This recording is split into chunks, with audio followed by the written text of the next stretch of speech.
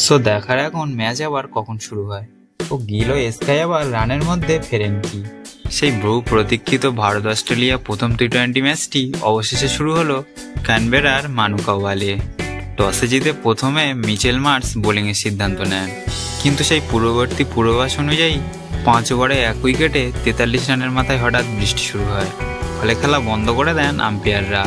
এই ম্যাচে বিশেষ করে গিল সূর্যকুমারদের দিকে নজর রাখবেন সমর্থকেরা, কারণ গত ওডিআই সিরিজে গিল তেমন ছন্দে ছিল না, ফলে এ ম্যাচে গিল চাইবে বড় রানের মধ্যে ফিরতে। এছাড়াও ক্যাপ্টেন সূর্যকুমার যাদবও বেশ কয়েক ম্যাচ ধরে অফ ফর্মে আছেন। অভিষেক শর্মার মার কাটারি ইনিংস দেখার জন্য এ ম্যাচে সমর্থকেরা অধীর আগ্রহে অপেক্ষা করেছিল, কিন্তু ভালো ইনিংস শুরু করেও তিনি মাত্র 19 রানে আউট হন নাথান এলিসের বলে। গিলও ভালো শুরু করে 16 রানে নট আউট আছেন, আর সূর্যকুমার 8 রানে নট আউট আছেন। সো দেখার এখন ম্যাচ আবার কখন শুরু হয় ও গিল ও স্কাই আবার রানের মধ্যে ফেরেন কি।